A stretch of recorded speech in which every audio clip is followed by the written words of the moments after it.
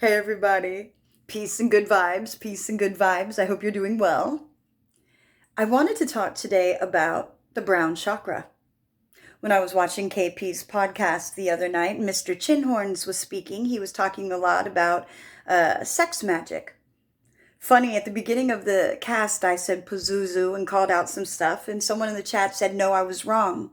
And then at the end of the show, surprise, I was right. But hey, some people learn a little slower than others. I do too, a lot of times. This just wasn't one of them. Sex magic, brown chakra. What do they have in common?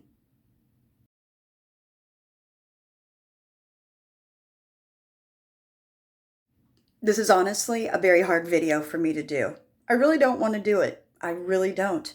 As a survivor of abuse myself, I don't like reliving all of this, but I realize that the only way to get over this is to teach others and for me to know that I am an overcomer.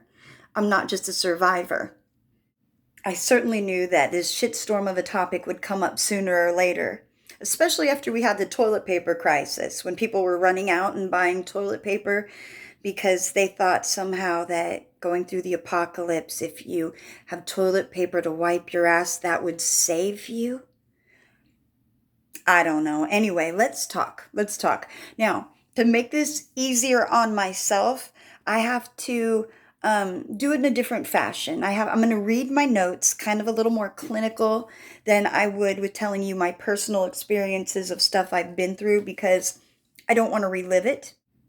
So the brown chakra, it's your sacral chakra. It's in the shape of a triangle and it sits at the base of your spine. When it's activated, what happens is it opens you up. Pun intended, but that's not what I meant. Oh, I could have worded that better. I could have worded it better than saying opens you up. It makes you more mentally receptive. It hits something at the base of your spine when you're entered through the anus. Remember Sodom and Gomorrah? Makes you more susceptible to mind programming. You may remember back in the day, a certain Dr. Gottlieb, Joe the Mechanic, MK Ultra. You might remember the MK Ultra experiments where they would use mind-altering drugs like LSD and mushrooms, psilocybin, and other stuff, and they would send prostitutes into, well, damn, there goes my phone. And I'm back. Sorry about the phone, you guys. Sorry about the phone. It's New Year's, so, people are calling like, Happy New Year. And I'm like, Happy New Year, even though it's not until April 1st, but I'll play along, sure. Happy New Year on the Two-Faced Janice month of doom. Anyway, we won't talk about that. That's a whole different video. And I've talked about that already too. Mind control. Let's stick on the subject of mind control. I'm going to read some of my notes that I have. The brown chakra goes with mind control. It's called honeycombing. When they enter somebody through the anus to program them, it's called honeycombing the victim. Yeah. So it travels up the base of your kundalini, makes it easy for mental programming. Also, oftentimes, Alice in Wonderland and Wizard of Oz are two types of programming that are attached to that for the MK Ultra sex beta kittens. Over the rainbow is where a person's primary identity goes while enduring the torture required to break their personality, following the white, I don't want to follow the white rabbit, following the white rabbit is a cue to slip into I'm not slipping into shit. Slipping into darkness. No. The altar to the handle's perverse desire. So following the white rabbit is to cue the MK Ultra slave to slip down into whatever altered state to get them to do whatever perversion they want. Colors are used to tell the possible players, aka handlers, aka lodges, occults, dark hidden entities and factions. It tells them the level of the MK Ultra slave because there's different levels. So purple is for a beta, generally.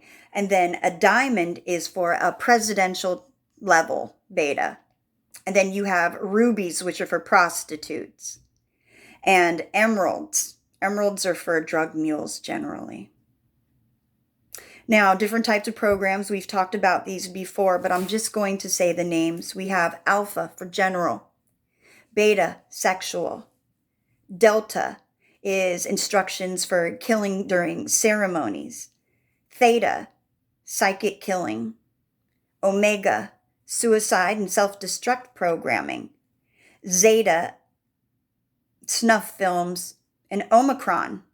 Omicron is drug smuggling. Oh my goodness. Anyways, so it's regarded as the keystone of the body, the sacrum. Sacrum is the keystone. It's the link between the spine and the iliac bone. It's important for stability, for your walking stability. Definitely also your mental stability, because if your brown chakra is out of whack, or somebody has done the sneak attack, it causes fear, depression, mania, emotional instability, outbursts, feelings of being overwhelmed, loss of imagination, sexual dysfunction, reproductive issues, and addiction. So oftentimes you'll find that people who are victims of abuse and of sodomy have these type of issues. I mean, of course, a lot of other people have it too, but this is for programming purposes. I'm trying to help unprogram, deprogram. I'm not like... Anyway, orange relates to the sacral chakra. It's situated between your abdomen and your lower body. It's related to your uterus, your large intestines, your bowels, or your prostate, your ovaries, or your testes. So it's an important part of your sexual reproduction parts. So obviously, when this is tampered with, when you are entered through the anal cavity and are easily susceptible, people can come along and program you in many, many ways. Why do you think sodomy is such a big thing in the entertainment industry? That's all I'll say on that. I'll just say, oftentimes when people are open to these type of activities and they're partaking in what they think is just sexual pleasure, they don't realize what's really going on because they're not initiated into the crafts. They don't know. People perish from lack of knowledge. I try to share knowledge, but I ain't trying to perish either. So, So to my friends, my family, my fellow craftsmen and rocketeers, wake up. Don't let Mr. Chinhorns deceive you. Craftsmen and rocketeers, you know who I'm talking about. So I'll leave that craft to that craft, but I am not taking part of the butt craft. But you know how that pesky old devil is. He likes to pervert things. He's going to give you a bunch of truths so that you think you're really learning something. And then at the end, surprise! It was all a disguise. Now, please do not confuse what I'm saying with me comparing that to people who do this as their lifestyle for fun because they're willing participants. I am not talking about gender. I am not talking about personal preferences and choices. I'm only talking about the mind control portion of how handlers use anal sex to program victims. That's the part I'm talking about. So please, I used to live an alternative lifestyle myself back in the day. I'm not a prude. I'm not saying I've never done no stuff in my life. I'm just saying these are techniques you should be wise to, not because I'm training you of how to do them, because that's not what I'm doing, but how to see them and recognize them when someone might be trying to take advantage of you in more ways than you know.